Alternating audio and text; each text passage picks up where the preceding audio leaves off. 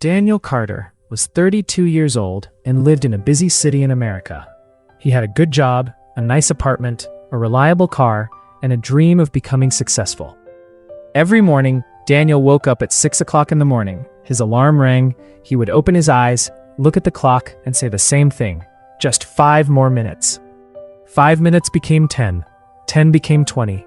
And before he knew it, he was rushing out the door. Daniel was always busy. He worked late, answered emails during dinner, and checked his phone while talking to his mother. Whenever his little daughter Emma asked, "Dad, can you play with me?" Daniel always gave the same answer. "Not now, Emma. Daddy is busy. Maybe tomorrow." Tomorrow. That word became a habit. Tomorrow he would spend time with his family. Tomorrow he would call his mother. Tomorrow he would take a break. Tomorrow he would finally enjoy life. Daniel believed he had plenty of time. One Monday morning, Daniel was sitting in his office, staring at a huge pile of work. His boss walked over and said, "Daniel, if you finish this project by Friday, you could be considered for the promotion." Daniel smiled. A promotion. More money. More responsibility. More success. He immediately thought, "I can finally give my family a better life." So Daniel worked harder than ever. Monday passed. Tuesday passed. Wednesday passed.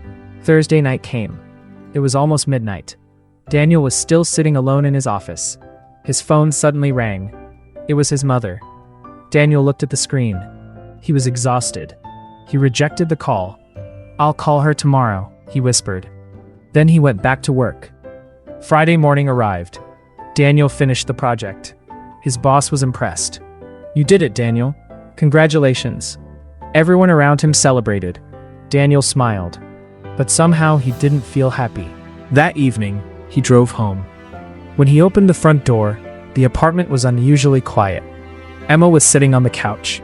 Her little hands were holding an old photograph. Daniel walked toward her and asked, "What happened, sweetheart?" Emma looked up. "Dad, Grandma's gone." Daniel froze. "What?" Emma's eyes filled with tears. "She passed away this afternoon." Daniel couldn't move.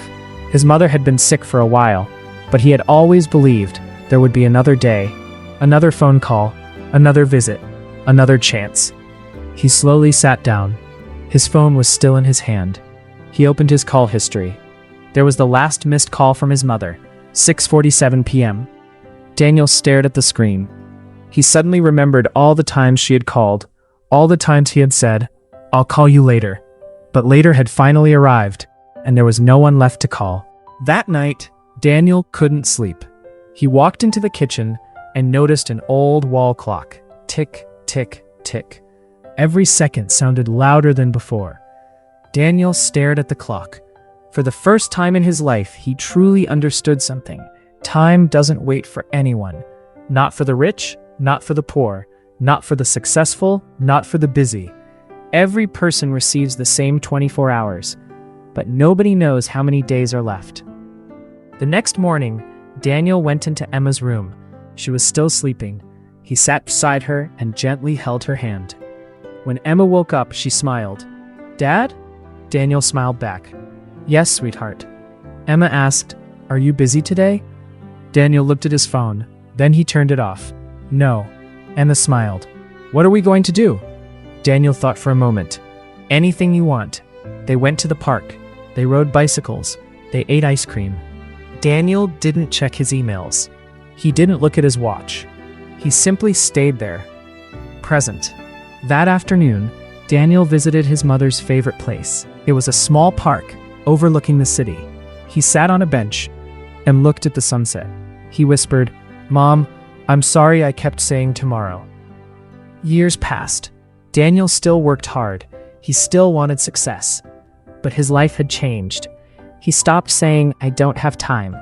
Instead, he started saying, "This moment matters." Money can be earned again. A job can be replaced. A house can be rebuilt. A business can fail and start again. But time, once it is gone forever. Daniel finally understood the lesson. Don't wait for tomorrow to live today. Your time is your life. And your life is happening right now.